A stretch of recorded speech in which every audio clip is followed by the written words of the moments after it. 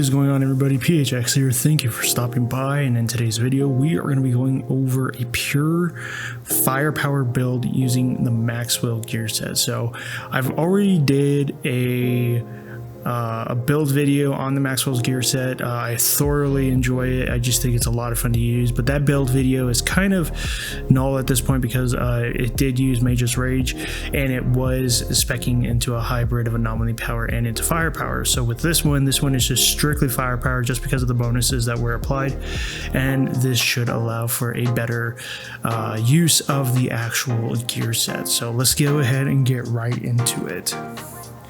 So now the whole point of this gear set is actually revolving around the burn status effect, because if we take a look at the gear set bonuses real quick, we'll see that each successful assault weapon shot grants a firepower bonus that stacks up to 50%. To reach the bonus, a half of weapon magazine ammo must be spent as successful shots. On achieving maximum stack, the firepower bonus is raised to 100% and burn is applied to both the player and enemies within a 15-minute radius. The bonus is active for up to half a weapon magazine ammo capacity. Bonus is lost upon reloading or swapping weapons. So again, the whole point of the gear set is like once you inflict burn on your enemies, then that's what's going to happen. So we're trying to use as many mods as possible that are going to benefit us, the player, while we are being affected by the burn status effect, because the burn status effect does cause damage to us, but we do have ways to negate this. So now let's go over with the gear, and then we'll go over with the weapons, skills, and into the class. So now to start off, we are running the headpiece of Maxwell's Demon, bonus firepower, cooldown reduction, close range damage. You're going to want to put on Blazing Aegis, killing enemies afflicted with burn. Increase your armor by 100 or X amount for 8 seconds, stacks up to 3 times. And then we have Dum Dum Bullets, increase assault weapon damage by 12%. And then we have Anomaly Echo, grants X amount of firepower and X amount of anomaly power bonus on skill activation for 6 seconds. So Anomaly Echo isn't too bad of a mod because it does give you a bonus firepower, and again, this build is revolving around the firepower in general. So it's not too much of a throwaway mod, so I would recommend that you try and at least get something that is going to benefit, kind of like something like Stand Tall or Sharp Eye or something like that, that's going to benefit you with your firepower.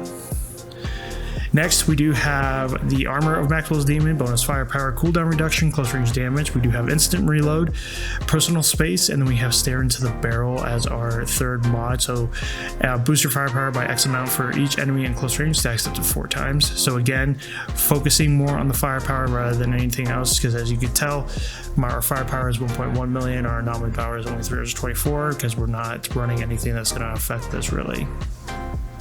Next, we have got the leg plates of Maxwell's Demon.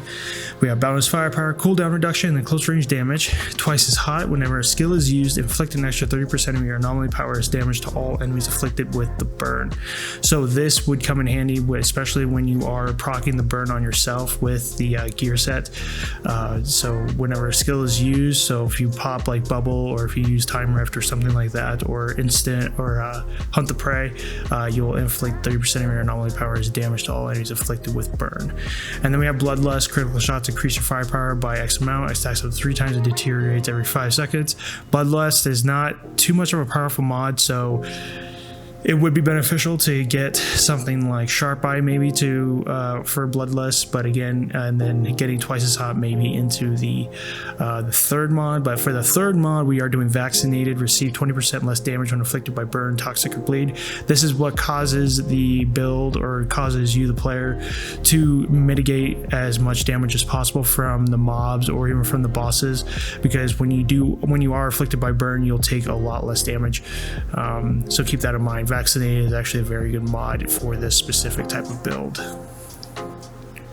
Next, we have Gauntlets of the Cannonball. We have bonus firepower, cooldown reduction, skills, life leech. We have Captain Hunter, and then we have Damage Absorber, one of my favorite damage mitigating mods to use. Increase your armor by X amount and resistance by 10%, and it's flat. So as you can tell, my armor right now is at 534k. So you are doing good amount of damage, and you are also a tank, able to go through the content with ease. And then we also have Bullet Kindling, deal 12% more damage against enemies afflicted by burn. And then lastly, we have got Epic Apocalyptic Boots.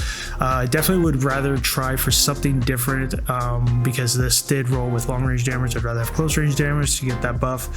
But unfortunately, like, you know, you get what you get with the RNG with this game. So, but again, this has bonus firepower, cooldown reduction, long range damage. It's got interrupt and inflict weakness to the enemy you teleport behind for weakening the prey. Phantom Dash. During combat, your default rolls replaced with Phantom Dash. So one of my favorite mods as well, because it feels just smoother than rather doing the roll. And then we have the Bubble Slow Trap. Enemies entering the sphere are afflicted with weakness. So a little more with damage mitigation, because the weakness status effect does help mitigate at least 30% damage from the enemies that are within the bubble itself. So that is the gear. That is what I would recommend. Again, try and find something that's going to benefit you for the for your boots, or however you want to run this the gear set in general. Just again, you're trying to stack as much firepower as possible because of the buff to firepower for tricksters. Yeah. So now on to the weapons. So for the weapons, we're using two primary burn weapons. The first one, my absolute favorite, is Sunfall, and I'm very happy that it rolled this way. It's got weapon life leech, status power, skills life leech. It has firestorm. Successful shots summon a homing firestorm that deals X amount of damage and inflicts burn to enemies within a radius over 8 seconds. Radius of the firestorm increases with each successful shot on the inflicted target, and it's every 10 seconds. So there's about a 2-second gap before firestorm will proc again. And then we have Wrath of Moloch. Critical hits cause an explosion, dealing X amount of damage and inflicting burn on enemies within a 5-meter radius for every 3 seconds. And then we have Ultimate Burning Bullets. Shocks inflict burn on enemies.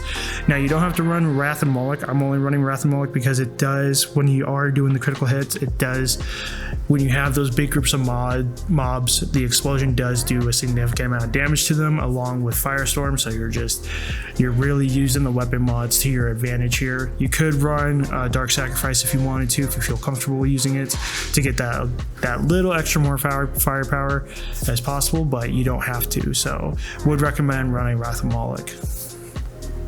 And then next we have Shellrog's Excrescence. This one is a burst fire variant, so you're going to be doing kind of like a tactical AR. It's not too bad of a double gun. Its RPM is very low. It's kind of up there. It does its damage. It works in certain situations, but would I recommend it? That's up to you. If you like the burst fire of the double guns, then by all means go ahead and use it, but if not, then use something else.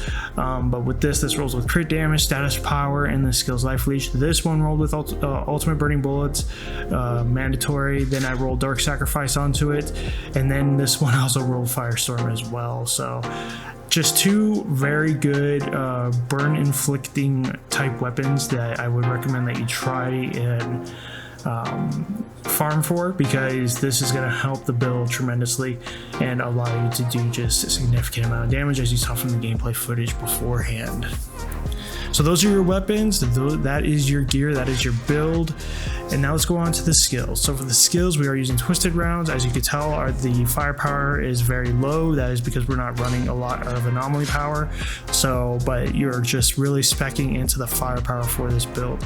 So you really don't even have to worry about, proccing anything regarding anomaly power. You just, as soon as you start your encounters, hit Twisted Rounds and you're good to go. And then we've got Hunt the Prey. Select an enemy and teleport behind them, receiving X amount of shield bonus. And then we have Slow Trap. I like using Slow Trap because it just helps with mob control. You could use Time Rift if you really wanted to, or Venenator's Knife, just whatever you feel comfortable with. And then for our class tree, so as you can tell, we are doing the full top tier firepower class tree. We've got our arm strike, and remember the 8% close range weapon damage was increased. Or no, the weapon damage itself was increased from 8% to 50%. This stays the same, so it's got close range weapon damage by 15%. We've got our armor piercing by 10. Just kind of snapshot this, focus on it, and then as you can tell, all the way down here, for each enemy in close range, your weapon damage is increased by 8%. For the packs tree, we are doing top tier packs tree. We have got damage, damaging enemies with damage skills increases your damage by 10% for 5 seconds. And then we have activating skills increase your damage mitigation by 5% for 6 seconds, stacks up to 3 times. Then we also have phasing, activating skills grants you 50% shield and 10% shield to allies, along with harrowing, increase your resistance piercing by 10%. Each enemy in close range increases the bonus by 2% up to an additional 10%. And then we also have spectral spike, damaging skills have a 100% chance to deal additional damage equal to 50% of your anomaly power. Consecutive triggers on the same enemy stack, dealing more damage up to 750 half a second cooldown. So with this, if you saw from the final boss, the Arbiter, you could tell that it was just taking chunks. That's because of this specific, because of Spectral Spike. Damaging skills have a 100% chance to deal additional damage equal to 50% of your anomaly power. So if you really absolutely wanted to, you could possibly do a hybrid of your class tree to get some more anomaly power. That way, when you go into Spectral Spike, you're doing 50% of what your anomaly power is. But as you could tell with the fight that ensued, it was just taking chunks, you know, every so often, allowing you to just, you know, defeat the Arbiter, the final boss, within like 30 seconds or in less than a minute. So again, stacks dealing more damage up to 750% every with a half second cooldown. And then lastly, for our ascension tree, we are currently working on getting our armor up. We've got skills leech and the anomaly, and then we also have anomaly power for 10%. We also have an armor piercing. We have close range damage, weapon damage, and weapon leech, along with cooldown reduction, critical chance, critical damage, and damage against elites. But that is it, guys. That is the build. I really love showcasing this build. I'm really enjoying it as well. It's just a lot of fun to use. I feel very powerful using nothing but firepower for the Trickster. I'm sure there's other ways to go about building out the Trickster to making him more viable, to making it more powerful, and just eliminating all the enemies. Again, but this did focus more on the burn aspect of everything rather than just, you know, placing mods on the gear set and going ham on your enemies. So there's a reason to it. So again, guys, I really hope you enjoyed it. Leave a comment down in the section below if you are using Maxwell's Demon. Let me know what you think about it. Let me know if you have any type of burn builds that you've been using as well. I know with the weakness builds, there were a couple of people that did have weakness builds that they were using, but they did not look like mine. So it's just interesting to see what you guys have come up with. All right, guys, that is it. I really hope you enjoyed the video. Leave a comment down below. Make sure you hit that like button, and I will catch you guys around next time. Take care.